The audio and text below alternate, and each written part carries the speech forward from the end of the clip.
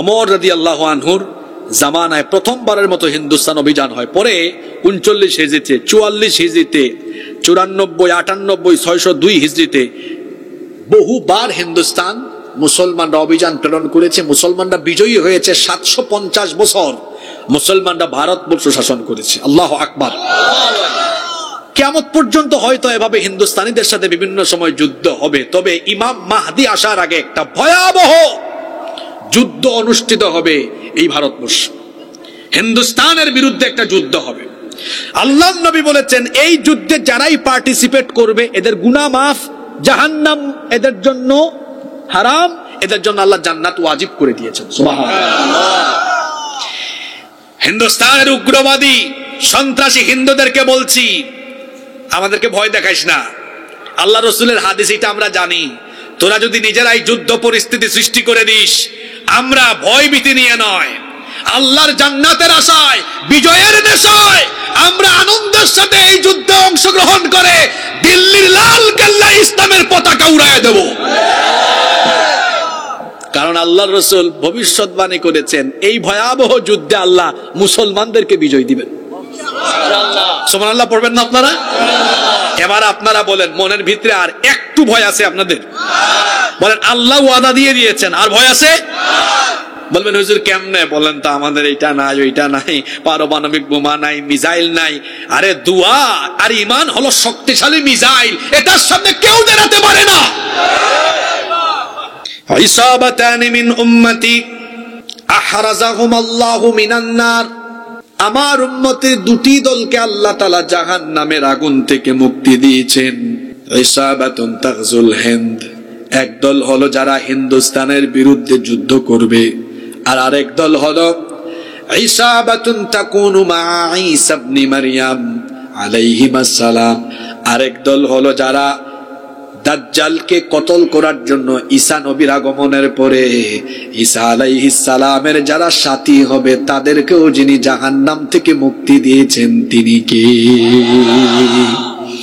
ঈসা আলাইহিস সালাম কিন্তু মারা যান নাই। এই পৃথিবীর একজন নবী যার ইন্তেকাল এখনো হয় নাই। তিনি আবার আসবেন ইমাম মাহদির আগমনের পরে, দাজ্জাল আসার পরে। দাজ্জালকে হত্যা করার জন্য ওই দামেস্কের পূর্ব দিকের সাদা গম্বুজওয়ালা মসজিদে ফজরের সময় দুইজন ফেরেশতার কাঁধের উপরে ভর করে ওই মসজিদে তিনি অবতরণ করবেন। আল্লাহু আকবার। ইমাম মাহদি দেখেই চিনে ফেলবেন, বলবেন আপনি আসেন, আজকে নামাজের ইমামতি আপনি করবেন। তিনি বলবেন না, আপনি হচ্ছেন মুসলমানদের খলিফা, আপনি ইমামতি করেন।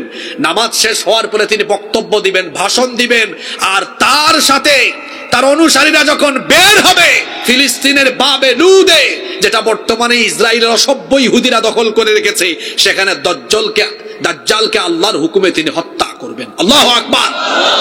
আল্লাহর নবী বলেছেন দাজ্জালের আগমনের পরে ঈসা নবী আসবেন তাকে হত্যার জন্য। ঈসা নবীর সৈনিক যারা হবে এদের জন্য জাহান্নাম মাফ। সুবহানাল্লাহ। আমরা যদি হায়াত পাই, বেঁচে থাকি, আমাদের হায়াতে দাজ্জাল আসে, ইমাম মাহদি আর ঈসা আলাইহিস সালাম আসেন, আমরা ঘরে বসে থাকবো না, আমরা ইমাম মাহদির সৈন্য হব, আমরা ঈসা নবীর সৈন্য হব। ঠিক কি না? আর চোখের সামনে যা দেখতে পাচ্ছি, হিন্দুস্তানের উগ্রবাদীরা যদি বেশি বাড়াবাড়ি করে তো ঠিক আছে, আনন্দের সাথে। কিসের সাথে? দুর্বল না, সবলের মতো বলেন কিসের সাথে? পাশে বর্ডার আছে, জুড়ে বলেন কিসের সাথে? আনন্দের সাথে এই যুদ্ধে আমরা অংশগ্রহণ করব। আমাদের ইমানের কোয়ালিটির সামনে পৃথিবীর কোন কোয়ান্টিটি দাঁড়িয়ে থাকার কোন দুঃসাহস দেখাতে পারবে না। যে ব্যক্তি আল্লাহর হয়ে যায়, যে নিজেকে আল্লাহর কাছে সুপর্দ করে দেয়, আগুনও তাকে পুরাতে পারে না। আল্লাহু আকবার। ওইদিকে মুসা নবী তার উম্মত নিয়ে টেনশনে পড়ে গিয়েছেন। বনি ইসরাইলের লোকদের উপরে ফেরাউন অবর্ণনীয় জুলুম এবং নির্যাতন চালাচ্ছে।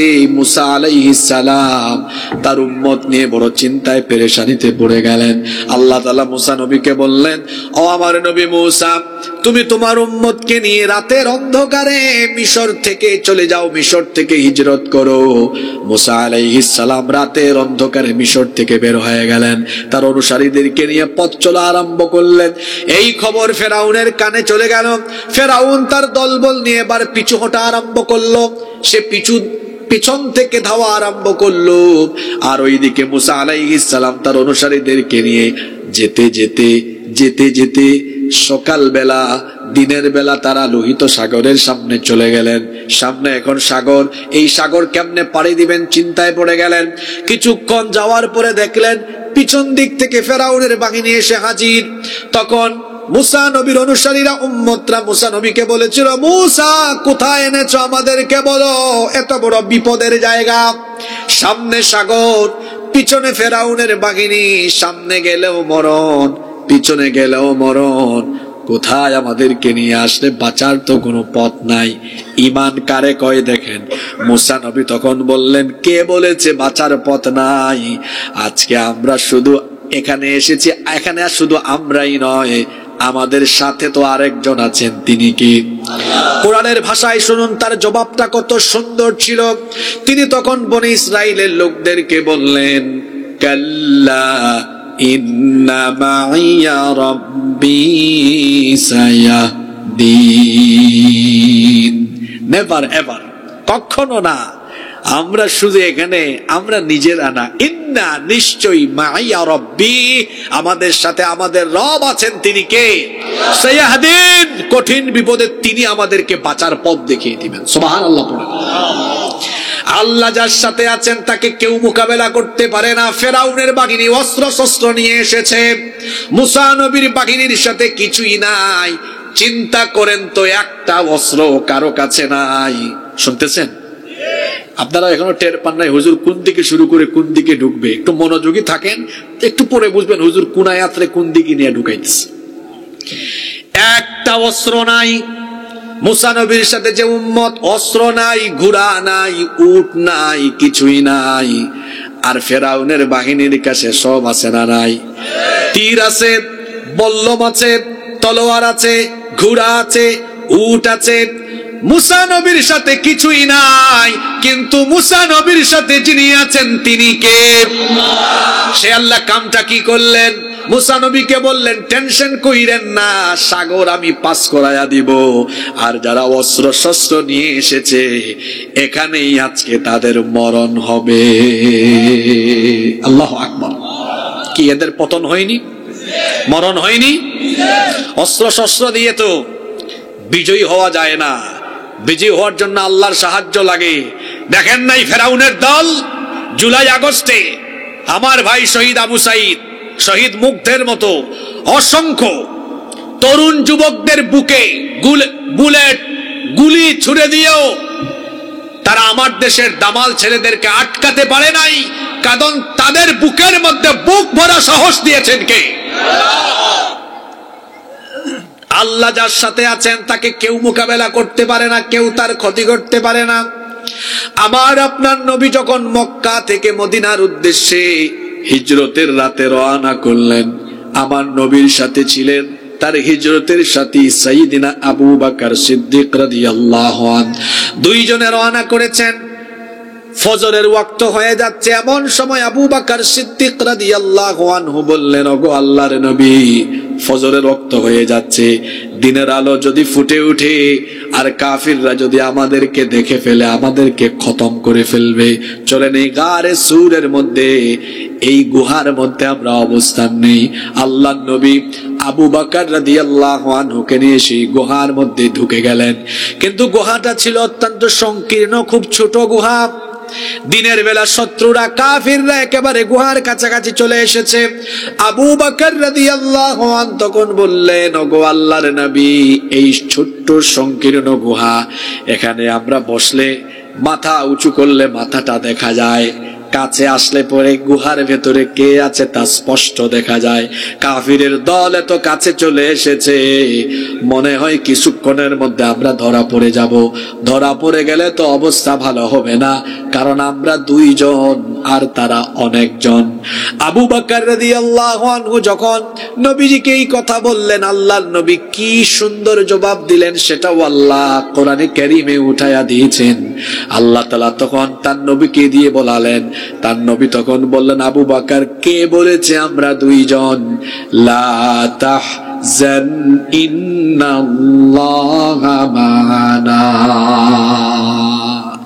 ভয় পেও না, ভয় পেও না, ইন্নাল্লাহা মা'ানা, নিশ্চয়ই আমাদের সাথে যিনি আছেন তিনি কে? আল্লাহ। জোরে বলেন তিনি কি? আল্লাহ। আজ 56,000 বর্গ মাইলের ছোট্ট এই দেশ বাংলাদেশ, জনসংখ্যাও কম, 20 কোটি মানুষ, মুসলমান 14-15 কোটি। পাশের দেশে যারা আছে তারা আমাদের এই ছোট্ট দেশটাকে নিয়ে কত তুচ্ছ তাচ্ছিল্য করে। তারা বলে এরা ছোট্ট একটা দেশ, মুহূর্তেই গিলে ফেলবো, কয়েক মিনিট লাগবে, এদের জনসংখ্যাও কম, মিলিটারি কম, সব কম। তারা বলে আমাদের কাছে সবকিছুই আছে। আর আমরা জবাবে বলি তোমাদের কাছে সবকিছু আছে ঠিক, কিন্তু আমাদের কাছে এমন একটা জিনিস আছে যা তোমাদের কাছে নেই, সেটা হলো আমাদের ঈমান আছে আর তোমাদের ঈমান নাই। এই ঈমানই অস্ত্রের সামনে পৃথিবীর কোন পরাশক্তি দাঁড়াতে পারবে না। কারণ ঈমানদাররা যখন ঈমানের উপরে অবিচল থেকে দাঁড়িয়ে যায়, ঈমানদার একা থাকে না, আল্লাহর পাঠানো ফেরেশতা সাথী হয়ে যায়, আল্লাহর সাহায্য চলে আসে। আর আল্লাহর সাহায্য যাদের উপরে আসে, পৃথিবীর এমন কোন ক্ষমতাধর পরাশক্তি নেই তাদের সামনে দাঁড়িয়ে থাকতে পারে। এজন্য আমরা বলছি, আমরা সংখ্যায় কম হলেও, আমাদের দেশ আয়তনে ছোট্ট হলেও, আমাদের সামনে দাঁড়ানোর মতো সাহস তোমাদের নয়। এটা যে নাই, এটা চাপাবাজি করে, গলাবাজি করে আমি এখান থেকে যাব না। কোরআন হাদিস দিয়া, বাস্তবতা দিয়ে আজকে বুঝায় তারপরে যাব ইনশাআল্লাহ। তোমরা আমাদের সাথে পারবা না। প্রশ্ন হতে পারে কেন পারবা না? একদিকে রাসূলের ভবিষ্যৎবাণী আছে, অন্যদিকে আমাদের একটা সোনালী ইতিহাস আছে। সেই ইতিহাসটা কি? ইতিহাস হলো এই, পৃথিবীতে কোন যুগে কোন কালে মুসলমানরা কোয়ান্টিটি দিয়ে বিজয়ী হয় নাই, বিজয়ী হয়েছে মুসলমান কোয়ালিটি দিয়ে। আমার কথা বুঝতে আপনাদের কষ্ট হয়? পৃথিবীতে কোন যুগে মুসলমানরা কোয়ান্টিটি, পরিমাণ দিয়ে, সংখ্যা দিয়ে বিজয়ী হয় নাই, বিজয়ী হয়েছে কি দিয়ে? এই কথাটা একটু বলেন বাবা, আব্বাজান যারা আছেন একটু কথা বললেন। আব্বাজানরা যদি জবাব নাও দেন আমার অসুবিধা নাই, বয়স্ক মানুষ, কিন্তু যুবক ভাইয়েরা যুবকের মতো জবাব দিবেন। আমি আবার দুর্বল জাতের ইমানদার দেখতে পারি না। ইমানদার থাকবে ইমানই তেজে তেজোদ্দীপ্ত, তার কথাবার্তা হবে ইমানদারের মতো। কথাবার্তা যদি থাকে জোয়ান মানুষ বুড়া মানুষের মতো কুতুর কুতুর করে, যুবক যুবকের মতো কথা বলতে হবে, ঠিক কিনা? বলছিলাম, পৃথিবীতে কোন যুগে মুসলমানরা কোয়ান্টিটি দিয়ে নয়, কোয়ালিটি দিয়ে বিজয়ী হয়েছে, সংখ্যা দিয়ে নয়। তাদের গুণ দিয়ে, দৃঢ়তা দিয়ে, অবিচলতা দিয়ে, ঈমানী চেতনা দিয়ে বিজয়ী হয়েছে। সুবহানাল্লাহ। আসেন তো আমরা কোরআন থেকে দেখে নেই কিভাবে মুসলমান কোয়ালিটি দিয়ে বিজয়ী হয়েছে। ইসলামের প্রথম যুদ্ধ বদরের যুদ্ধ, যুদ্ধটা কতই না কঠিন ছিল। স্বজন স্বজনের মুখামুখি, ছেলে ইসলাম কবুল করেছে কিন্তু বাপ ইসলাম কবুল করে নাই। দেখা গেল বদরের মাঠে বাপ আর ছেলে মুখামুখি।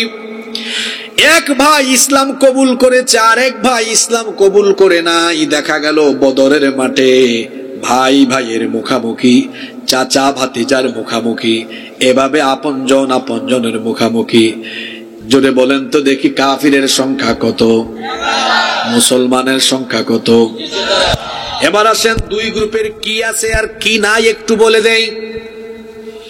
কাফিরদের 1000-এর বাহিনী, প্রত্যেক সেনাবাহিনী প্রশিক্ষিত, প্রত্যেকেই ট্রেনিং প্রাপ্ত, তাদের প্রত্যেকের বাহন বেশি, উট বেশি, ঘোড়া বেশি, রসদ বেশি, অর্থকড়ি বেশি, জনবল বেশি, সৈন্যবল বেশি, এক কথায় সব হলো বেশি বেশি। এবার অপোজিট প্রান্তে আসেন, এইদিকে ইমানদার 313 জন, নাই কোনো ট্রেনিং। শুনতেছেন আপনারা? নাই কোনো ট্রেনিং, প্রশিক্ষণবিহীন 313 জন। আবার এইদিকে অস্ত্র শস্ত্র নাই, কারো হাতে ওই যে গাছের ডাল আছে, ডাল অস্ত্র ছিল, ওই দিকে তলোয়ার তীর বলল, আর এইদিকে কিছু তীর ছিল, কিছু তলোয়ার, আর বেশিরভাগের হাতে লাঠি, অন্যান্য লাঠি সুটা ইত্যাদি ইত্যাদি ছিল। এদের কাছে, মুসলমানদের কাছে অস্ত্র কম, সংখ্যাও কম, রসদ কম, প্রশিক্ষিত লোকজনও কম, সব এইদিকে কম কম, আর এইদিকে সব, জোরে বলেন, এইদিকে কাফিরদের সব বেশি বেশি, আর এইদিকে মুমিনদের ইমানদারদের সবকিছু কম কম। এদের কোয়ান্টিটি বেশি আর এদের কোয়ান্টিটি কম। এবার যদি আসেন কোয়ালিটির দিক বিবেচনায়, এই কাফিররা ঈমান আনে নাই, এই জন্য এরা আল্লাহর দুশমন, আর ঈমানদাররা ঈমান এনেছে বলে এরা আল্লাহর বন্ধু। সুবহানাল্লাহ। তাইলে সংখ্যায় এগিয়ে থাকলেও এরা কোয়ালিটিতে পিছিয়ে, আর ঈমানদাররা সংখ্যায় কম থাকলেও ঈমানের কোয়ালিটিতে তারা এগিয়ে। আল্লাহ আমাদেরকে স্মরণ করায় দিচ্ছেন, ও মুসলমানেরা শোনো, পৃথিবীতে মুসলমান সংখ্যা দিয়ে বিজয়ী হয় নাই। বদরের কথা আল্লাহ স্মরণ করিয়ে দিচ্ছেন। কোরআনে কারীমের 3 নম্বর সূরা, সূরা আলে ইমরানের 123 নম্বর আয়াতে আল্লাহ বলছেন, ওয়ালাকাদ নাসারাকুমুল্লাহু বিবাদরিন ওয়া আনতুম আযিল্লাহ ফাত্তাকুল্লাহা লাআল্লাকুম তাশকুরুন। আর অবশ্যই আল্লাহ তোমাদেরকে বদরে সাহায্য করেছিলেন যখন তোমরা ছিলে হীনবল, যখন তোমরা ছিলে অত্যন্ত দুর্বল, তোমাদের সংখ্যা ছিল বড় কম, তোমরা ছিলে দুশ্চিন্তাগ্রস্ত, তোমরা ছিলে পেরেশান। তখন আমি আমার নবীকে বলেছিলাম, ও নবী, আপনার সাথে অস্ত্র শস্ত্র নাই, আপনার সাথে রসদ নাই, বাহন নাই, কিন্তু দুর্বল ভাবার কোনো কারণ নাই, আপনার সাথে তো আমি আল্লাহ নিজে আছি। আল্লাহু আকবার। সেই আল্লাহ তার নবীকে বললেন, যেহেতু আপনার সাথে আমি আছি, এই জন্য কেউ আপনাকে পরাজিত করতে পারবে না। সুবহানাল্লাহ। তখন আল্লাহ নবী মুমিনদেরকে জানিয়ে দিলেন, ও আমার মুমিন উম্মতেরা শোনো, আল্লাহ তাআলা বলেছেন আমরা যেন ভীত বিহ্বল না হই। আল্লাহ বলেছেন আমাদের বাহন নাই, অস্ত্র শস্ত্র নাই, কিছুই নাই, কিন্তু তিনি আমাদের সাথে আছেন। তিনি আমাদের জন্য ফেরেশতার স্পেশাল বাহিনী পাঠাবেন। আল্লাহর নবী তখন সাহাবীদেরকে বললেন, পরবর্তী আয়াত 124 নম্বর আয়াতে আল্লাহ বলছেন, ইয তাকুলু লিল মুমিনিনা আলাই ইয়াকফিয়াকুম আইয়ুমিদ্দাকুম রাব্বুকুম বিসালাসাতি আলাফিম মিনাল মালাইকাতি মুনজালিন। স্মরণ করুন যখন আপনি মুমিনদেরকে বলেছিলেন তোমরা 313 জন, সবকিছু তোমাদের কম কম, তোমাদের সাথে অনেক কিছুই নাই, কিন্তু তোমাদের জন্য এটা কি যথেষ্ট নয় যে আল্লাহ তোমাদের সাথে আছেন, আর তিনি বলেছেন তিনি তোমাদের সাথে থেকে যুদ্ধে বিজয়ের জন্য তিনি তোমাদেরকে 3000 ফেরেশতার বাহিনী পাঠিয়ে তোমাদেরকে সাহায্য করবে। আরো আসতে বলেন সুবহানাল্লাহ। আল্লাহ যে ওয়াদা করেছেন সেই ওয়াদা কি আল্লাহ পূরণ করেন নাই? দুর্বল ইমানদারের মতো বললেন না, আল্লাহ কি পূরণ করেন নাই? কিভাবে আল্লাহ করেছেন শোনেন। আল্লাহ ফেরেশতাদেরকে ডাকলেন, ডাক দিয়ে কি বললেন শোনেন। কোরআনে কারীমে আল্লাহ তাআলা বলে দিয়েছেন, সূরা আনফালের 12 নম্বর আয়াত, আল্লাহ তাআলা বলছেন, ইয ইউহি রাব্বুকা ইলাল মালাইকাতি আন্নী মাআকুম ফাসাব্বিতুল্লাযীনা আমানু সাউলকি ফি কুলুবিল্লাযীনা কাফারুর রা'বা ফাদরিবু ফাওকাল আ'নাকি ওয়াদরিবু মিনহুম কুল্লা বানান। আল্লাহ বলছেন স্মরণ করুন যখন আপনার রব ফেরেশতাদেরকে ডেকে বললেন, আমি তোমাদের সাথে আছি, তোমরা বদরের ময়দানে আমার তরফ থেকে আমার হুকুমে নেমে যাও। আল্লাহু আকবার। আমার হুকুমে বদরের ময়দানে গিয়ে আমার ইমানদারদের সাথে থাকো।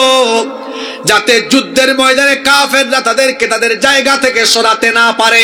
ইমানদাররা দাঁড়িয়ে থাকবে আর কাজ করবা তোমরা। সুবহানাল্লাহ পড়বেন না?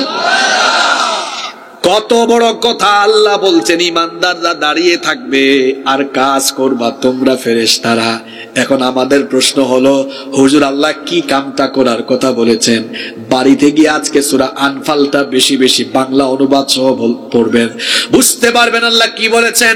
আল্লাহ ফেরেশতাদেরকে বললেন, সাউলকি ফি কুলুবিল্লাযিনা কাফারুর রু'ব, আমি এদের অন্তরের মধ্যে ভয় সৃষ্টি করে দিব। ফেরেশতারা নামো, ফাদরিবু ফাওকাল আ'নাকি ওয়াদরিবু মিনহুম কুল্লা বানান। আমার ইমানদার মুমিন বান্দারা দাঁড়িয়ে থাকুক আর তোমরা গিয়ে কাফেরদের ঘাড়ের মধ্যে আঘাত করে করে মাথা, শরীর থেকে মাথা আলাদা করে দাও। আল্লাহু আকবার। এখন আল্লাহর আয়াতের সাথে বাস্তবতার কি মিল ছিল? কতটা মিল ছিল শুনেন। আবু জাহালের ছেলে, তার নাম ইকরিমা বিন আবু জাহাল। ইকরিমা বলছে, যুদ্ধের ময়দানে আমরা যখন মুসলমানদের সম্মুখীন হলাম, আমরা তো ভেবেই নিয়েছি 313 জনকে আমরা কয়েক মিনিটে কুপায়া শেষ করে ফেলবো। কিন্তু আশ্চর্যের ব্যাপার, যখন আমরা মুখামুখি হলাম, আমরা লক্ষ্য করে দেখলাম ইমানদারদের কাছে যাওয়ার আগেই সাদা সাদা কাপড় পরিহিত অবস্থায় বিরাট বিরাট অস্ত্র নিয়ে এসে আমাদের লোকজনের শরীর থেকে কারা জানি মাথা আলাদা করে দিচ্ছে। নজর করে দেখলাম মুমিনরা আক্রমণ চালাবার আগেই আমাদের বহু কাফেরদের শরীর থেকে মাথা ছিটকে ছিটকে জমিনে পড়েছে। আল্লাহু আকবার। আবু দাউদ আল মাযিনী রাদিয়াল্লাহু আনহু একজন বদরি সাহাবী। এই বদরি সাহাবী বলছেন, শাহাদাতের তামান্না নিয়ে আমি যখন উলঙ্গ তলোয়ার হাতে নিয়ে এক কাফেরকে আঘাত করতে যাব, এই কাফেরের উপরে আঘাত করার আগে আমি নজর করে দেখলাম তার মাথাটা আলাদা হয়ে পড়ে গেল। আমি দেখলাম, হায় হায়, আমি মারার আগে কে মারলো? নজর করে দেখলাম কাকে জানি সাদা একটা পোশাক পরিহিত অবস্থায় দেখলাম, কিছুক্ষণের মধ্যে তারা নাই। আহারে, আল্লাহ তাআলা এইভাবে ফেরেশতা নাজিল করে, যেই মুসলমানদের অস্ত্র শস্ত্র ছিল না, বাহন ছিল না, ঘোড়া উট, অস্ত্র শস্ত্র তীর বল্লম তলোয়ার কম থাকা সত্ত্বেও আল্লাহ ওয়াদা মোতাবেক ইমানদারদের ইমান দেখে কোয়ালিটির কারণে ফেরেশতা পাঠায়া কাফেরদেরকে সাইজ করায়া বদরের ময়দানে আল্লাহ মুমিনদেরকে বিজয় দিয়েছে।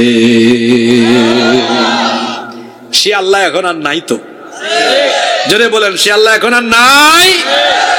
আমরা যদি সেইভাবে ইমানি চেতনায় বলিয়ান হয়ে শুধু সাহস নিয়ে দাঁড়াতে পারি, কাজ আমরা করা লাগবে না, আল্লাহর কাজ আল্লাহই করবেন। বলবেন, হুজুর কেমনে করবেন? তো এতক্ষণ যে এতগুলা উদাহরণ দিছি, মাথার ভিতরে ঢুকে নাই? উপর দিয়ে চলে গেছে নাকি? ফেরাউনের বাহিনীকে মুসা নবীর বাহিনী সাইজ করছে না আল্লাহ সাইজ করছে? নমরুদকে কি ইব্রাহিম আলাইহিস সালামের বাহিনী সাইজ করছে না আল্লাহর বাহিনী? একটা ল্যাংড়া আবু জেহেলের বাহিনীকে বদরের ময়দানে সাইজ করেছে কার বাহিনী? জোরে বলেন, কার বাহিনী? বাংলাদেশের 14 কোটি মুসলমান ভয় পাওয়ার কারণ নাই। আমরা দেশপ্রেম আর ঈমান নিয়ে যখন এই উগ্রবাদী জঙ্গিবাদী হিন্দুস্তানের হিন্দুত্ববাদী উগ্রবাদী জঙ্গিদের সামনে দাঁড়াবো, আল্লাহ ফেরেশতা পাঠায়া আমাদেরকে গাজওয়াতুল হিন্দে হিন্দুস্তানের বিজয় দিবে।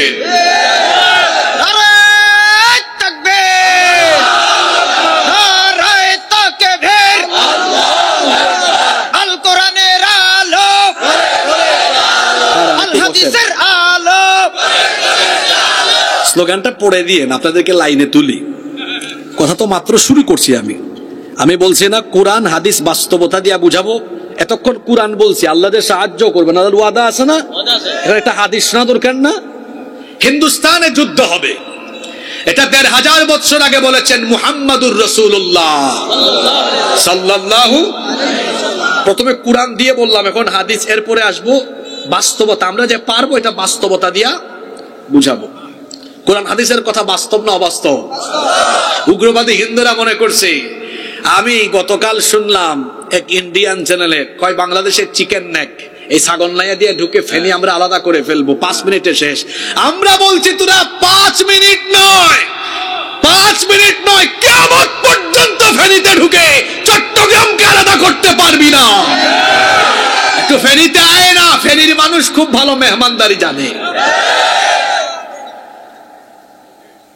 হিন্দুস্তানে যুদ্ধ হবে, ১৫০০ বছর আগে ভবিষ্যৎবাণী করেছেন মুহাম্মাদুর রাসূলুল্লাহ সাল্লাল্লাহু আলাইহি ওয়াসাল্লাম। এটা নাসাই আর তিরমিজি শরীফের হাদিস।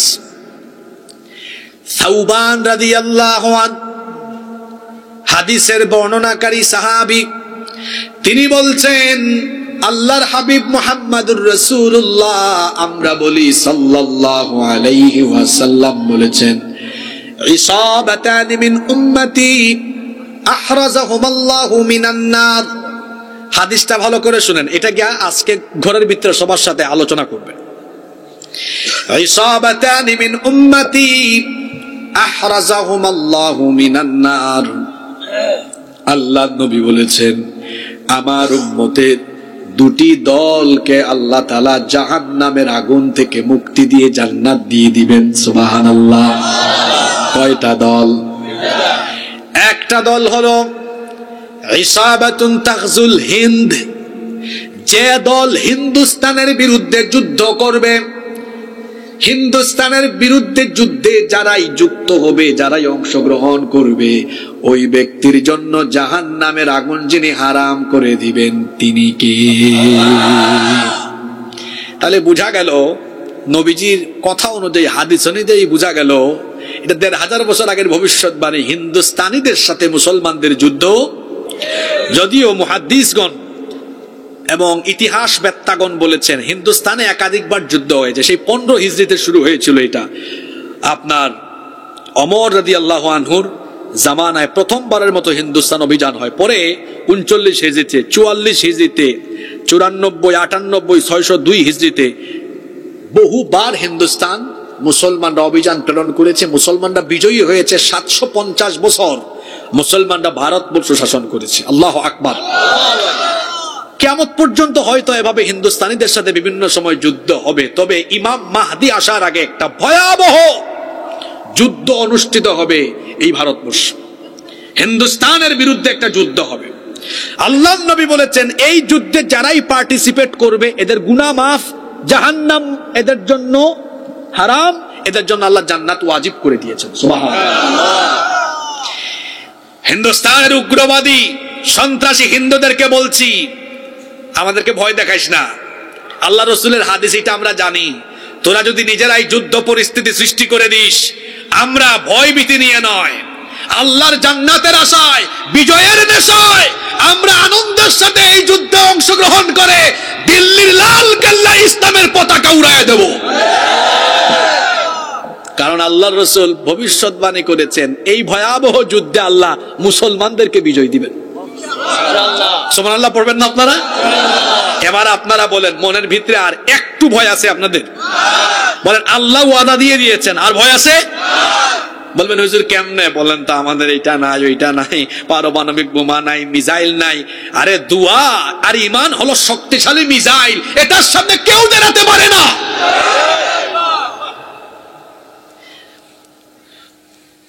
ইসাবাতান মিন উম্মতি আহরাজাহুমাল্লাহু মিনান নার। আমার উম্মতের দুটি দলকে আল্লাহ তাআলা জাহান্নামের আগুন থেকে মুক্তি দিয়েছেন।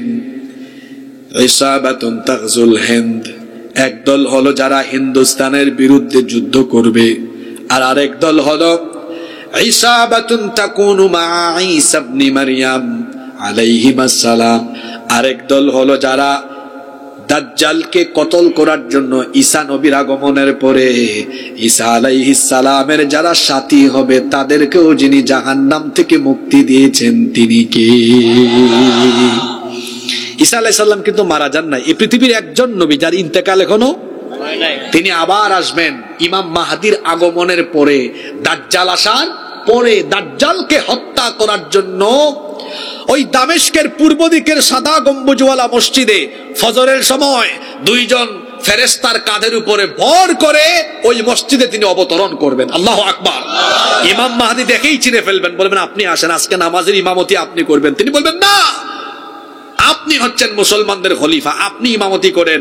নামাজ শেষ হওয়ার পরে তিনি বক্তব্য দিবেন, ভাষণ দিবেন, আর তার সাথে তার অনুসারীরা যখন বের হবে ফিলিস্তিনের বাবে লুদে, যেটা বর্তমানে ইসরায়েলের অসভ্য ইহুদিরা দখল করে রেখেছে, সেখানে দাজ্জালকে আল্লাহর হুকুমে তিনি হত্যা করবেন। আল্লাহু আকবার। আল্লাহর নবী বলেছেন দাজ্জালের আগমনের পরে ঈসা নবী আসবেন তাকে হত্যার জন্য। ঈসা নবীর সৈনিক যারা হবে এদের জন্য জাহান্নাম মাফ। সুবহানাল্লাহ। আমরা যদি হায়াত পাই, বেঁচে থাকি, আমাদের হায়াতে দাজ্জাল আসে, ইমাম মাহদি আর ঈসা আলাইহিস সালাম আসেন, আমরা ঘরে বসে থাকবো না, আমরা ইমাম মাহদির সৈন্য হব, আমরা ঈসা নবীর সৈন্য হব, ঠিক কি না?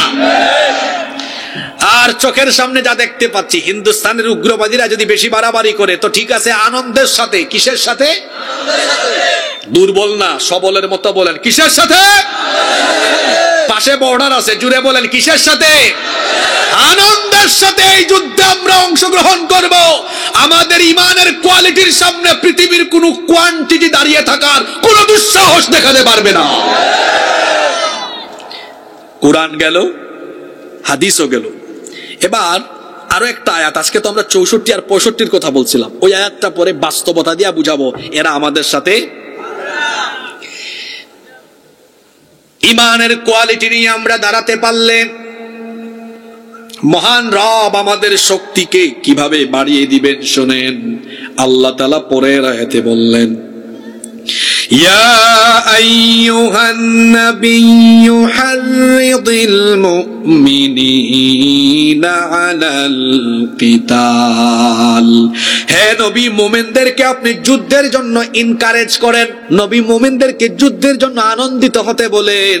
কারণ যুদ্ধের মধ্যে মুসলমানের কোনো ভয় নাই, বেঁচে থাকলে গাজী হবে, আর যদি নিহত হয় সে তো মরবে না, শহীদ হবে। আর যেই ব্যক্তি শহীদ হবে আমি আল্লাহ তার কোনো হিসাবও চাইব না, বিচারও করব না, বিনা হিসাবে বিনা বিচারে আমি তাকে জান্নাত দিয়ে দিব। সেজন্য আল্লাহ বলছেন নবী মুমিনদেরকে উৎসাহিত করেন, আনন্দিত হওয়ার জন্য বলেন, খুশি হইতে বলেন, যুদ্ধের ব্যাপারে তাদেরকে আনন্দিত হতে বলেন, তাদেরকে উৎসাহিত করেন। এই কারণে উৎসাহিত করবেন কারণ আমি আল্লাহ তাদের সাথে থেকে তাদের শক্তি কিভাবে বাড়িয়ে দিব। এই আয়াতটা বারেত কি আজকে বেশি বেশি পড়বেন। আল্লাহ তাআলা বললেন, ইয়াকুম মিনকুম 20 সাবিরুনা ইয়াগলিবু মিআতাইন। যদি মাত্র 20 জন ইমানদার অবিচল থেকে ময়দানে দাঁড়িয়ে যেতে পারে, 200 জন কাফিরকে মোকাবেলা করে পরাজিত করে তারা বিজয়ী হয়ে যেতে পারবে, যার হুকুমে তিনি কে? আল্লাহ। 20 জন ইমানদার কতজন কাফেরকে হারাতে পারবে? এটা মুল্লার কথা না আল্লাহর কথা? 20 জন। 200 জনকে আল্লাহ এখানে আয়াত শেষ করেন নাই, এরপরে আল্লাহ বলেছেন, ওয়া ইয়াকুম মিনকুম মিআতুন ইয়াগলিবু আলফাম মিনাল্লাযীনা কাফারু বিআন্নাহুম কওমুন লা ইয়াফকাহুন।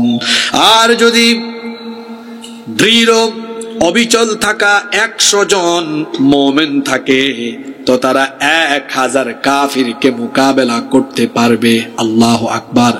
দেখি তো আপনারা অঙ্কটা মনে রাখতে পেরেছেন কিনা? 20 জনে 200, আরো জোরে বলেন 200, 100 জনে। এই হিসাবটার কি আমাদের হুজুরদের না আল্লাহর? এখন দেখেন 20 জনে যদি হয় 200 আর 100 জনে যদি হয় 1000, আপনারা ফেনীর মানুষ, হিসাব নিকাশ ভালোই জানা। এবার একটু ভাগ করে দেখেন তো জন প্রতি কয়জন পড়ে। জি মাশাআল্লাহ, ধন্যবাদ আপনাকে, শুকরান। কয়জন? 10 জন। এই হিসাবটা কি আমার? আপনাদের ভিতরে ভয় ঢুকে গেছে। আসেন তো আজকে ভারত বাংলাদেশ যুদ্ধের হিসাব হয়ে যাক। আমাদের 20 কোটি জনগণ আছে, যদি খালি মুসলমান হিসাব করি 14 কোটি। 14 কোটিকে 10 দিয়া গুণ করেন, 100 100 কি দাদা বাবুরা আমার এই ওয়াজ শুনলে হিসাবটা ভালো করে কইরা নিয়েন গো। 14 কোটি গুণ 10 কত? কথা বলেন না কেন আপনারা? এদের ইমানের ব্যাটারিতে চার্জ দেওয়া দরকার। খতিব সাহেবরা এই দুই আয়াত আগামী জুমায় আবার ওয়াজ করেন আপনারা, এদের ব্যাটারি দুর্বল। এরা 15 বছর মায়ের খাইয়া দুর্বল হয়ে গেছে। দুর্বল হয়ে গেছেন নাকি? কই আমাদেরকে তো দুর্বল বানাতে পারে নাই, কতবার হামলা করেছে। এই ছাগল নাইয়াতে আমি একবার মাহফিলে আসছিলাম 2021 সালে, আমার এই স্টেজ থেকে নামায় দিয়ে দিছে। আজকে তো ছাগল নাইয়া আসলাম আমি, মাহফিল হয়, যারা মাহফিল বন্ধ করেছে তারা ছাগল নাইয়াই নাই, আসলে পরে এদেশে এই ছাগল নাইয়ার জনগণ উত্তম মেহমানদারি করবে। লাকসামে আমার গাড়ি ভাঙচুর করে দিয়েছে।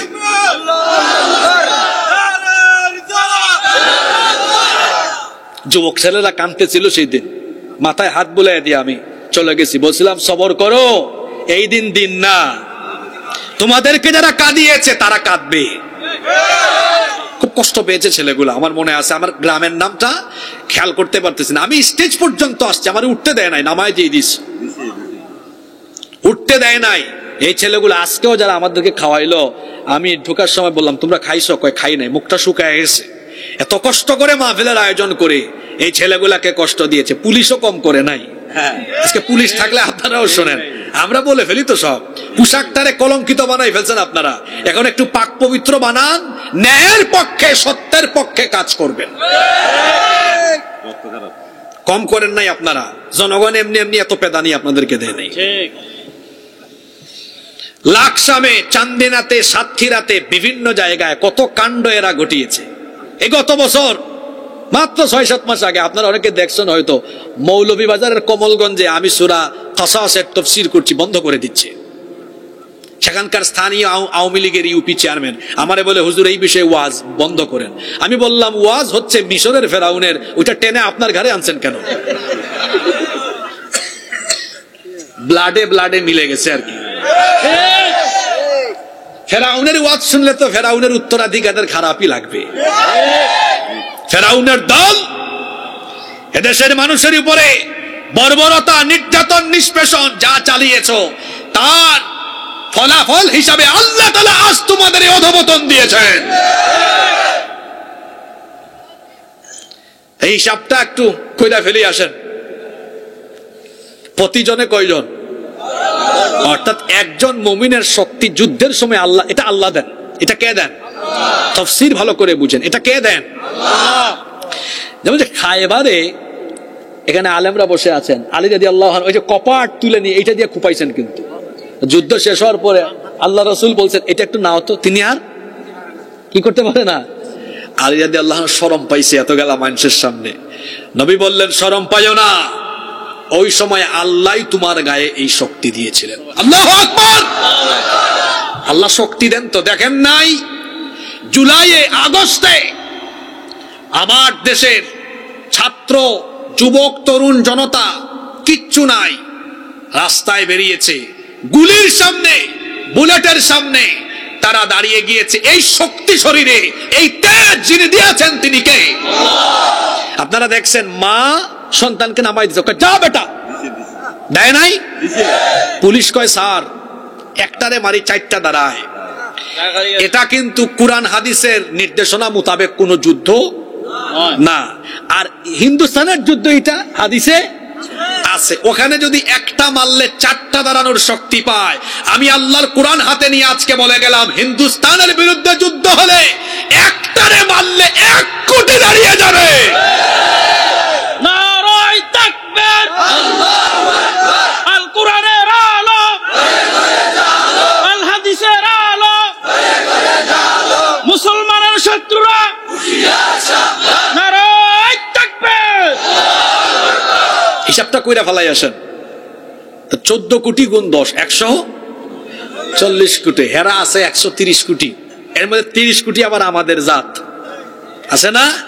হেরা কিন্তু আসবে না, হেরা থাকবে পিছনে, এরা আসবে এদের সামনে। আর এদিকে আমরা পাটা পুতাইলের মাঝখানে থাকলে যা হয় এদের অবস্থা তাই হবে, এবলা থেবলা হয়ে যাবে একদম। কেন? ওরা বলে 14 কোটি, গাধার দল, ব্যাককলের দল। আমরা কোয়ান্টিটিতে 14 কোটি, কোয়ালিটিতে আমরা 140 কোটি। এই 140 কোটি মুসলমানের সামনে যদি তোমরা দাঁড়াও, ইউনুস সাহেব তো খুব অল্প কথা বলেছেন, 7 সিস্টার, আর আমি বলছি তোমাদের সবগুলো রাজ্য হারিয়ে ভারতের মানচিত্র টুকরা টুকরা হয়ে দিল্লিতে ইসলামের পতাকা আমরা উড়ায় দেব ইনশাআল্লাহ। বলেন পারবা না আমাদের সাথে? 5ই আগস্টের পরে এবার আসেন কিছু বাস্তব কথাবার্তা বলবো, পরে আবার এই মসজিদ কমিটির বললেন না কোথার থেকে হুজুর একটা আনছো, সব রাজনীতির ওয়াজ করে গেছে। বাবা, এটা রাজনীতির ওয়াজ না, এটা দেশপ্রেমের ওয়াজ, ইসলামের প্রতি দরদের ওয়াজ। ওয়াজের সিস্টেম হলো যখন যেটা দরকার সেটা বলা। আপনার দেশকে শেষ করে ফেলতেছে, আপনি এসে করেন তখন নামাজের ওয়াজ। দেশ না বাঁচলে ওই দেশে নামাজ পড়তে পারবেন আপনি? কিছু মানুষ এরকম থাকে, খুঁতখুঁতানি থাকে না এরকম। আমরা আসি বড় বিপদে, হুজুর জাতি বড় বিপদে। আমরা কিরকম? আমরা আস্তে হাঁটলে কয় এই হুজুরটা আজকে বেশি খাইছে, জোরে জোরে হাঁটলে বলে হুজুরের আজকে বেশি দাওয়াত আছে। যেদিন মাহফিলে আমল আখলাকের কথা বলে চলে যায়, কয় দেখছো হুজুরটা কেমন, দেশ বিদেশের কিচ্ছু বললো না। আর যেদিন দেশ বিদেশের কথা বলে যায়, কয় দেখছো হুজুরটা কেমন, সব রাজনীতি করে গেল, কোন আমলের কথা বললো না। তাইলে আমলের কথাও বলবো, দেশের কথাও বলবো, একটানা 4-5 দিন ধারাবাহিক মাহফিল করেন। তা আমার সময় পাইছিলাম আমি 1 ঘন্টা 1 ঘন্টা, আমি কি দুনিয়ার সব কথা একসাথে বলতে পারবো? এজন্য আমি যাওয়ার পরে কমিটিরে চাপ দিয়েন না যে হুজুর কি বলে গেল, এই মুহূর্তে এই কথাগুলো বলা দরকার বলে বলে যাচ্ছি। বলা দরকার কি না? আমরা যদি হুজুর এই কথাগুলো কোরআন শরীফ থেকে গোপন করি, আপনাদেরকে না বলি, আপনারা জানতে পারবেন না এগুলা। এজন্য কেউ ভুল বুঝবেন না আল্লাহর ওয়াস্তে। ভবিষ্যতে আল্লাহ হায়াত দিলে আসলে আমল আখলাকের কথা শোনায়া যাব ইনশাআল্লাহ। এটা কি আমল না? এটাও আমল। জিহাদের মতো কোন নেকামল আর হতে পারে না, পবিত্র জিনিস। আবার আমাদের আগে 15 বছর যে ফেরাউনরা ছিল, জিহাদ শুনলে তারা আটকে উঠতো। সন্ত্রাস আর জিহাদ এক জিনিস নয়। ইসলামপন্থীরা সন্ত্রাসী লালন পালন করে না, বরং যারা জিহাদ শুনলে ভয় পায় ওরা হলো সন্ত্রাসীদের গডফাদার। সম্মানিত ভাইরা, 5 আগস্টের পরে আমাদের পাশের দেশে আরএসএস দ্বারা নিয়ন্ত্রিত এই বিজেপি সরকার, নরেন্দ্র মোদী শাসিত সরকার, তাদের মন বড় খারাপ, মাথার ঘুম হারাম, রাতের ঘুম হারাম। কেন? কারণ তারা তাদের সেবা দাস, তাদের পা চাটা গুলামদেরকে তারা ক্ষমতার মসনদ থেকে হারিয়েছে। এরা এত অ্যাগ্রেসিভ হয়ে গেল কেন? কারণ 5 তারিখের পর থেকে তাদের খুশি মতো ইচ্ছা মতো বাংলাদেশে কিছু হয় না। এর আগে গত 15 বছর যত অপকর্ম হয়েছে সব ভারতকে খুশি করার জন্য হয়েছে। ভারতকে খুশি করার জন্য পিলখানা হত্যাকাণ্ড ঘটানো হয়েছে। ভারতকে খুশি করতে ইলিয়াস আলীকে গুম করা হয়েছে। ভারতকে খুশি করতে সাকা চৌধুরীকে ফাঁসির আদেশ দিয়ে হত্যা করা হয়েছে। ভারতকে খুশি করার জন্য খালেদা জিয়াকে জেলে ঢুকানো হয়েছে। ভারতকে খুশি করার জন্য আল্লামা সাঈদীকে হত্যা করা হয়েছে। ভারতকে খুশি করার জন্য ইসলামী আন্দোলনের শীর্ষ নেতৃবৃন্দকে ফাঁসি দেওয়া হয়েছে। এখন তাদের মন এত খারাপ কেন? এখন তাদের খুশি মতো ইচ্ছা মতো কিছু আর হয় না। কোনদিন বাংলাদেশে আমরা বেঁচে থাকতে হতে দিব না। প্রতিবেশী প্রতিবেশীর মতো থাকো, দাদাগিরি করলে বরদাস্ত করবে না দেশের মানুষ। সম্মানিত ভাইয়েরা, আজকে এই উত্তেজনাকর পরিস্থিতি তৈরি করার পেছনে মূল হুতা হলো ভারতের মিথ্যাবাদী হলুদ মিডিয়া। 5 তারিখের পর থেকে এরা এত বেশি মিথ্যাচার করেছে, বদনাম করেছে মিডিয়াতে, বারবার বলে বাংলাদেশের হিন্দুদের ঘর বাড়ি এখানে পাশে কিন্তু ত্রিপুরা, এদিকে সাউন্ড টাউন্ড গেলে একটু ভালো হবে। তাদের যাচ্ছে নাকি? ত্রিপুরার ভাই বোনদেরকে বলবো, আপনাদের দেশের টেলিভিশন চ্যানেলে যা দেখায় সব ভুয়া। বাংলাদেশের সংখ্যালঘুরা জামায়া ধরে আছে। আমি কি ভুল বলেছি? ইউনুস সাহেবকে বলবো, এদেশের মানুষ আপনার সাথে আছে। আপনি বাংলাদেশের ইন্ডিয়ান লেসপেন্সার যতগুলা মিডিয়া আছে এগুলা ধরেন, আপনার প্রেস সচিবকে বলেন প্রেস উইং ঠিক রাখতে। কারণ গত 3-4 মাস, যদি 3 মাস হয়েছে নাকি না 4 মাস, মাঝে মাঝে হিসাব আমারও উল্টা পাল্টা হয়। কত? গত 4 মাস মিডিয়া উইংকে বলেন, প্রেস উইংকে বলেন যে শক্তিশালী বাদে এগুলো মোকাবেলা করতে, যাতে করে তারা দেখায় যে না এদেশে হিন্দুরা অরক্ষিত নয়, বরং সুরক্ষিত আছে। ওরা দেখাইতেছে হিন্দুরা শেষ। ওইদিকে ট্রাম্প সাহেবকেও জানাইছে আমাদের বাংলাদেশে নাকি মুসলমানরা হিন্দুদের উপরে নির্যাতন নিপীড়ন চালাচ্ছে, অথচ ঘটনা উল্টা। এখানে হিন্দু সহ অন্যান্য ধর্মের সবাই খুব আরামায়েশে আছে, ঠিক না বেঠিক? কারণ আমাদের কুরআন শরীফ, আমাদের ইসলাম এইটা আমাদেরকে বলে না যে অন্য ধর্মাবলম্বীদেরকে আঘাত করা, বাড়িঘর পুড়ায় দেওয়া, তাদের উপর নির্যাতন করার শিক্ষা ইসলাম আমাদেরকে কোনোদিনও দেয় না। বরং তাদের সাথে সম্মানজনক আচরণ করার, তাদের সাথে সুন্দর আচরণ করার কথা আল্লাহ আমাদেরকে বলেছেন। আমার দেশে সকল ধর্মের মানুষের সুন্দর সহাবস্থান আছে, আমরা সম্প্রীতি রক্ষা করে চলি। তারা আমাদেরকে সাম্প্রদায়িক সম্প্রীতির সবক দেয়, অথচ তাদের দেশে কোনো সাম্প্রদায়িক সম্প্রীতি নাই। ওই দেশে মাইনরিটি, সংখ্যালঘু হলো মুসলমানরা। এবার আপনারা বলেন তো, তাদের দেশে কি মুসলমানরা খুব আরামে আছে? কত বড় খারাপ, কত বড় জঙ্গি এরা। এরা গুজরাটে, হায়দ্রাবাদে, সিকিমে, কাশ্মীরে কি ভয়াবহতা চালিয়েছে পৃথিবীর মানুষ জানে। গত সপ্তাহে মসজিদের ভেতরে তারা আমাদের 4 জন মুসলমানকে হত্যা করেছে। যারা তাদের দেশে সংখ্যালঘু নির্যাতন করে, তারা যখন আবার সাম্প্রদায়িক সম্প্রীতির কথা বলে, চোরের মুখে যখন আপনি চোরে, ওই যে বলে চোরের মায়ের বড় গলা, সন্ত্রাসীর মুখে ভালো কথা শুনলে আমাদের হাসি পায়। তোমরা তো এত বড় জঙ্গি, তোমরা আমাদের শত শত বছরের ঐতিহ্য, আমাদের বাবরি মসজিদ দখল করে রাম মন্দির বানিয়ে গোটা পৃথিবীর 200 কোটি মুসলমানদের কলিজায় আগুন ধরায় দিয়েছো। বাংলাদেশে মুসলমানরা কি মন্দির দখল করে মসজিদ বানায়?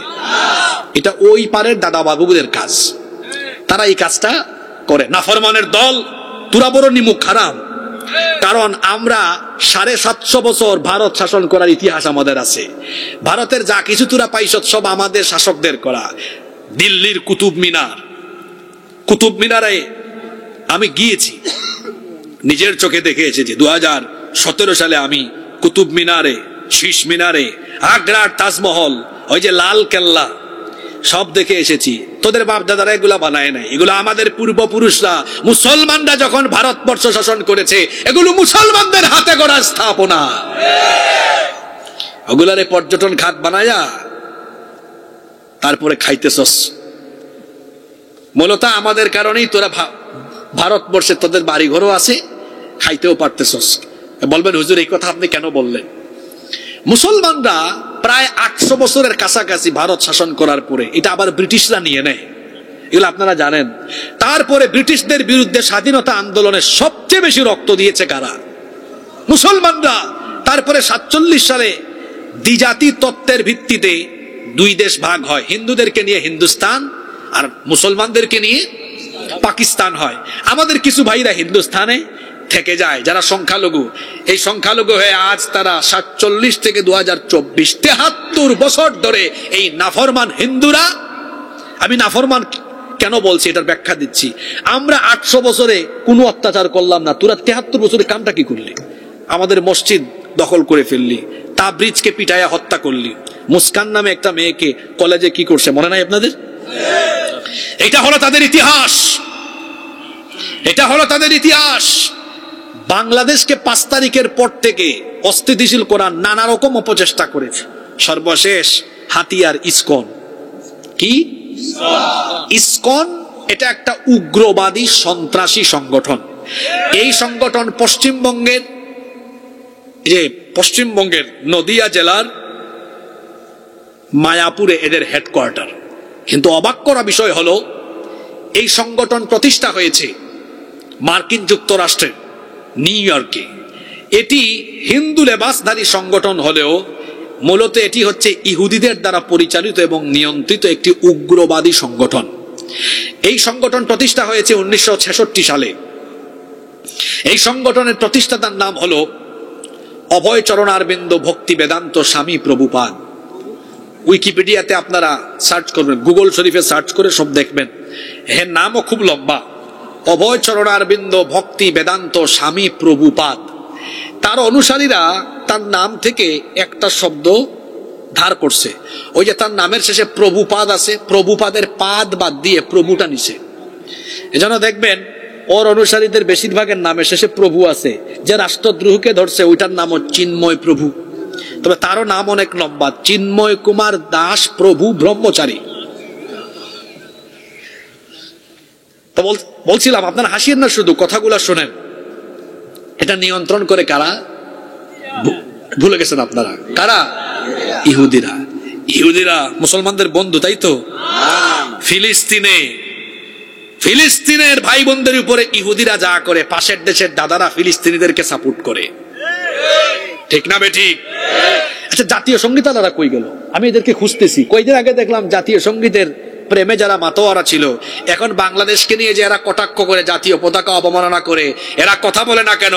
এরা কথা বলে না এই কারণে, কারণ এরা এই দেশে ভারত কর্তৃক পরিচালিত, এরা ভারতীয় রাজাকার। আমাদেরকে বলে আপনারা কি পাকিস্তানি রাজাকার?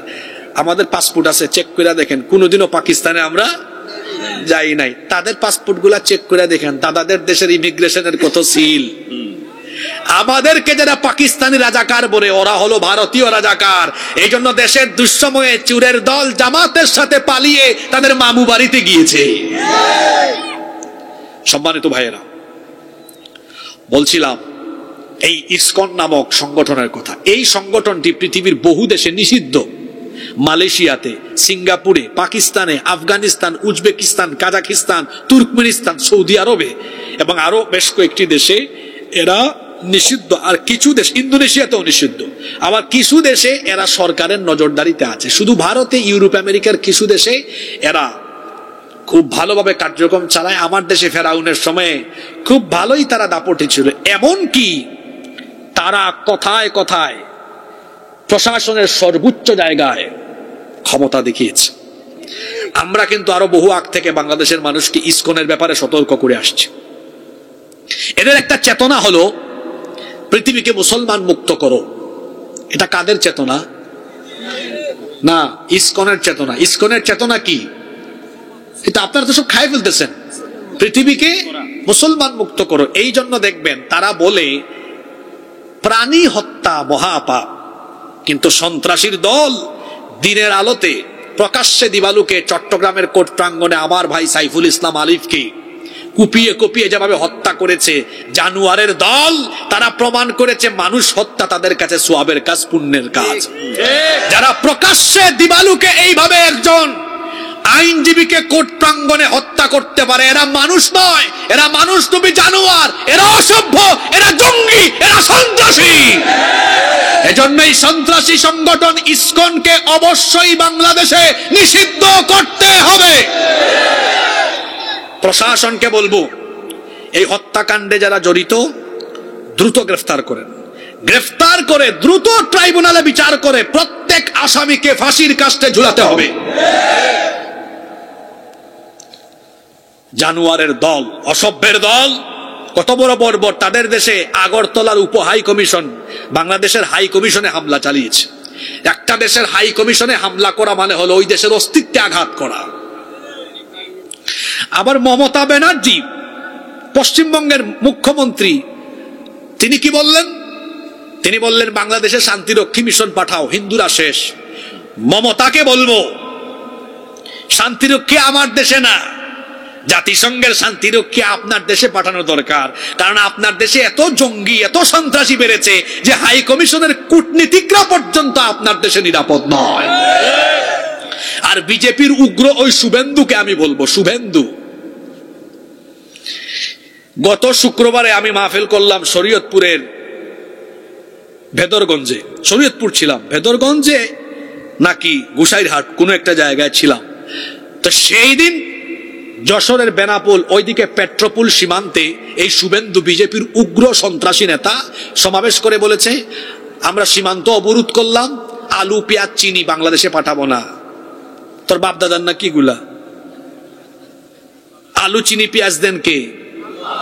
আমি সেই দিনই প্রতিবাদ করেছিলাম শরীয়তপুরে, বলেছিলাম শরীয়তপুরের মানুষ, আপনারা হয়তো ওই বক্তব্য ইউটিউবে শুনেছেন, আমি বলেছিলাম বাংলাদেশের মানুষ আপনারা কয়েকটা দিন সবর করেন। বাজারের কোন দোকানদার আমার কাছে পণ্য না দিলে বিক্রি না করলে আমার অসুবিধা আছে? আমার টাকা থাকলে আরো অনেক ব্যবসায়ী আগায় আসবে। তো আমাদের পাশের এক দেশ একসময় শত্রুতা করেছে, তারা ব্যবসায়িক উদ্দেশ্যে জাহাজ পাঠিয়েছে, আর এক দলের আবার ভয় শুরু হয়ে গেছে, না জানি অস্ত্র শস্ত্র আসলো কিনা। পরে দেখছে অস্ত্র শস্ত্র না, আপনার নাম বললাম না। বাংলাদেশের সাথে বাণিজ্য করার জন্য চীনও আছে, আছে না? আফগানিস্তান আছে, নেপাল আছে, ভুটান আছে, বহু দেশ আছে।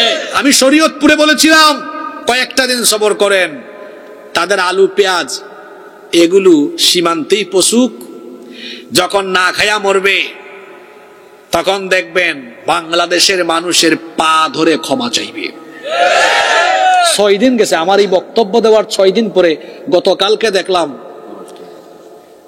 আপনার কলকাতায় ব্যবসায়ীরা বিক্ষোভ করছে, আমাদের ব্যবসা লস, হোটেল ফাঁকা, পর্যটন ফাঁকা, আর কথায় কথায় খোটা দেয় বাঙালিদেরকে চিকিৎসা দিব না।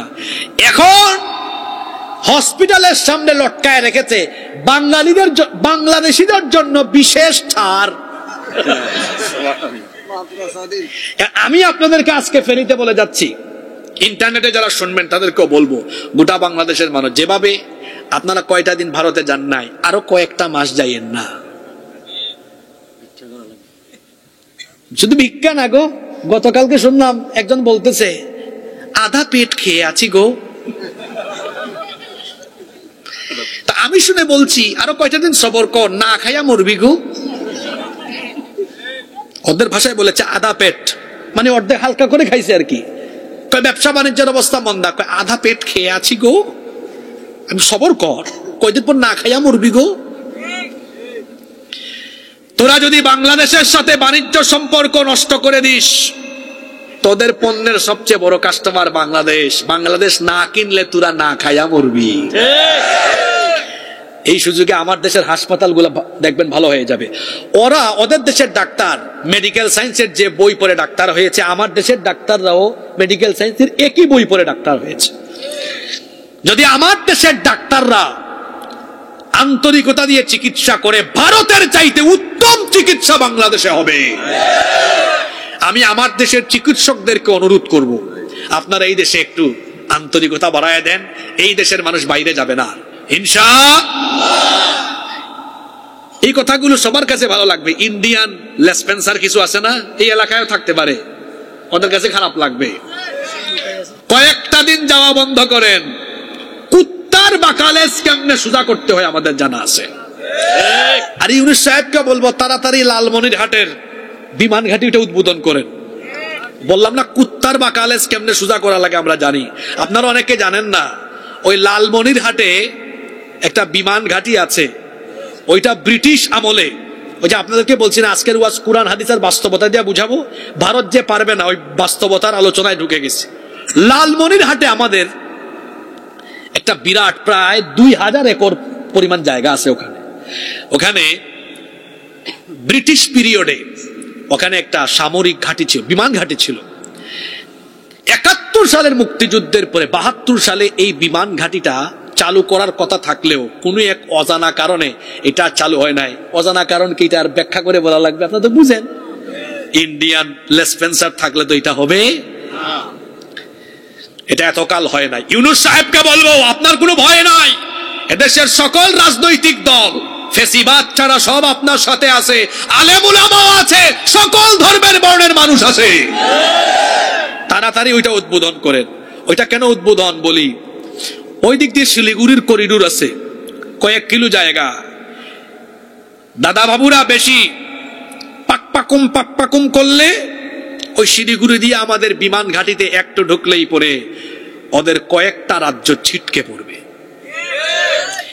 বললাম না কুত্তার লেজ কেমনে বাঁকা করা লাগে আমাদের, কুত্তার বাঁকা লেজ কেমনে সোজা করা লাগে আমাদের জানা।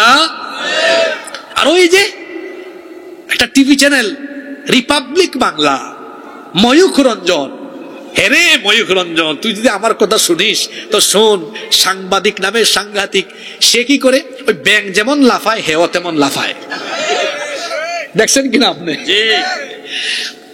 তো ডিসপ্লেতে বাংলাদেশের মানচিত্র নেই বলে ওই চিকেন নেক কি শুধু আমাদের ভারতবর্ষের আছে, ভারতবর্ষের আছে, হয়তো ভারতবর্ষ বলে না, ভারতবর্ষ আপনাদেরও আছে।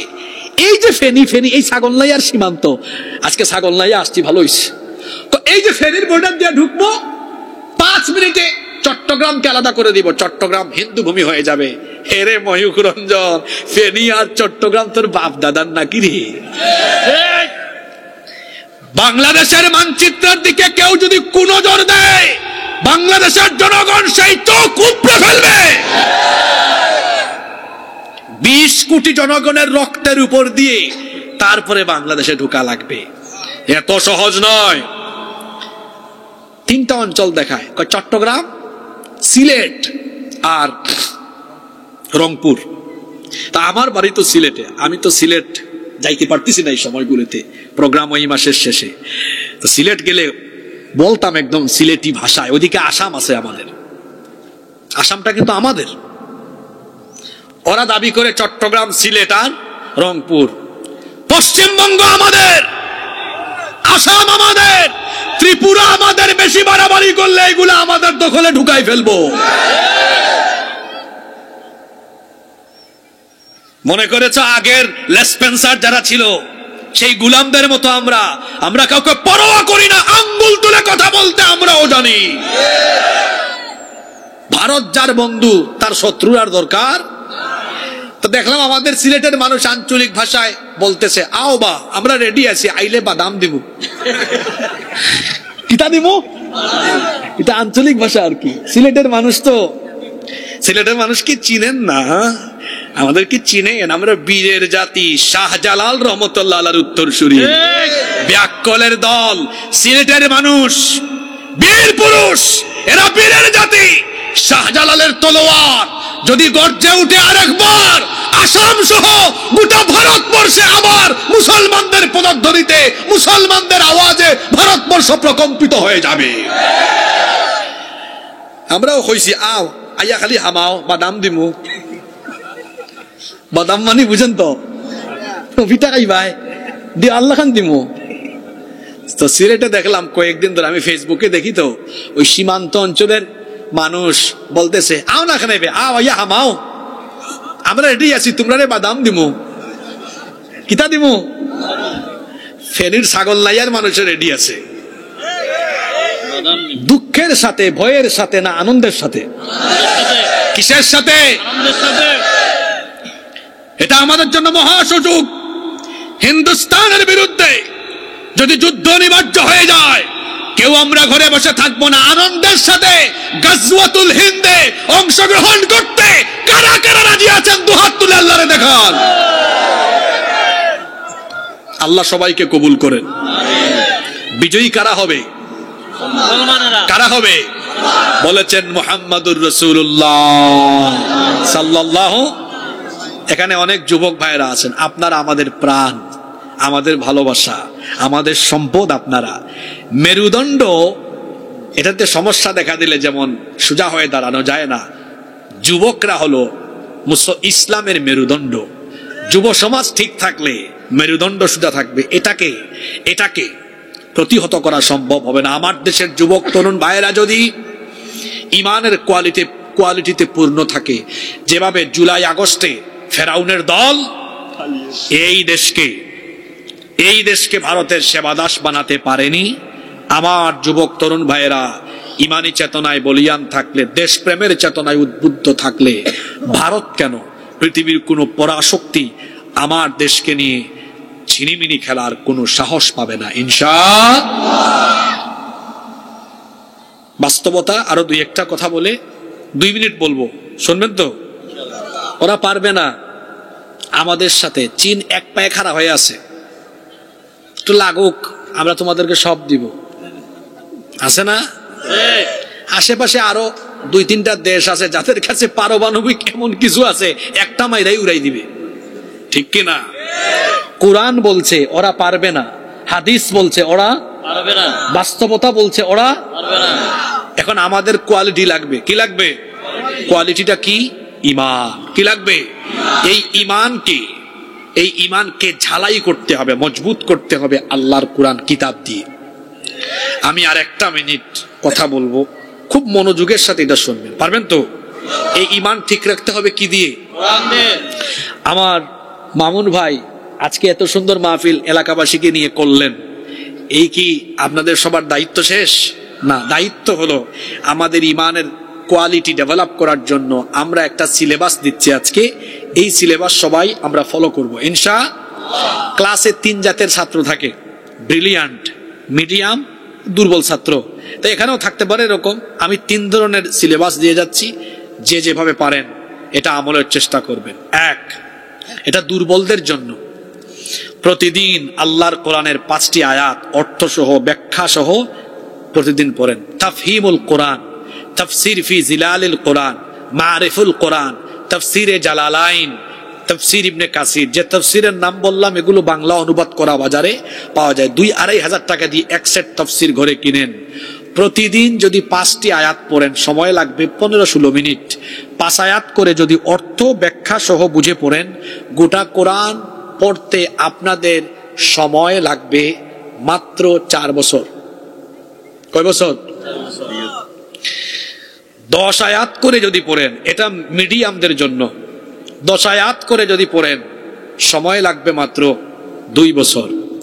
মেধাবী যারা ওমর মার্কা, শাহজালাল রহমতুল্লাহ আলাইহির অনুসারীদের মতো খুব সবল মার্কা ইমানদার, এরা পড়বে 20 আয়াত। 20 আয়াত করে পড়লে সময় লাগবে মাত্র 1 বছর। সুবহানাল্লাহ, এত সুন্দর সিলেবাস দিয়ে গেলাম। 20 আয়াত করে যদি পড়েন, আগামী বছর এই মাহফিলের আগে দেখা যাবে এখানে আমার চেয়ে আরো বড় হুজুর এখানে থাকবে। তাইলে দেখি তো এই সিলেবাসের 3টা ধরন কারা কারা মনে রাখলেন। 1 নম্বরে বলেছি কয় আয়াত, কয় বছর? 4 বছর। 2 নম্বরে বলেছি কয় বছর লাগবে। আমি কিন্তু ক্যালকুলেটরে হিসাব করে বলছি, আপনারা পড়ে গিয়ে দেখবেন হিসাব একবারে খাপ খাপ মিলে গেছে। 3 নম্বরে বলেছি 20 আয়াত, কয় বছর? দেখি একটু দেখি তো কে কি সিদ্ধান্ত নিল। 5 আয়াত করে কে কে পড়বেন হাত তুলেন, অসুবিধা নেই। মাশাআল্লাহ, পাওয়া গেছে। আল্লাহ আমার ভাইদেরকে কবুল করে। আমিন। 10 আয়াত করে কারা পড়বেন? মাশাআল্লাহ, আল্লাহ কবুল করে। 20 আয়াত। গাজওয়াতুল হিন্দে কি আপনারা থাকবেন নাকি? আমি ভাবছিলাম আজকে, কালকে আমি দাউদকান্দি ছিলাম, হেরা কেউ পাশেও নাই দোষেও নাই, দাঁড়ায় গেছে, এত তেজ উঠছে। কয় হুজুর গাজওয়াতুল হিন্দে এখনই চলে যাবো। বললাম থামো, এখন যাওয়ার দরকার নাই, আগে কোরআন পড়ো। আমি ওখানে যুবক ছিল বেশি, বললাম কি করবা তুমি, করে সম্বোধন করলাম সব ছোট ছোট ছেলেরা। তোমরা কি করবা, 5 না 10? কি বলেন হুজুর 5 আর 10? এটা কোনো সিলেবাস হইল? আপনি 20 দিয়েছেন, 20 আরো উপরে দিয়া যান, উপরে দিলে উপরে মারমু। সুবহানাল্লাহ। এরকম যুবক যদি বাংলাদেশে তৈরি হয়ে যায়, এই বাংলাদেশে কোনো ইসলাম বিরোধী শক্তি মাথা ছাড়া দিয়ে কখনোই দাঁড়াতে পারবে না। অসুবিধা নাই, 20, 10, 5 যার যেমনে ভালো লাগে তাও পড়েন, কোরআনের সাথে থাকেন, ঈমান মজবুত থাকবে ইনশাআল্লাহ। আল্লাহ সবাইকে কবুল করেন। ভাত খাইলে সবচেয়ে মজার অংশটা হলো লাস্টের অংশ। মামুন ভাই আজকে যে খাওয়ান খাওয়াইছে আমাদেরকে, মজার খাবার, শেষেরটা কিন্তু ভালো ছিল।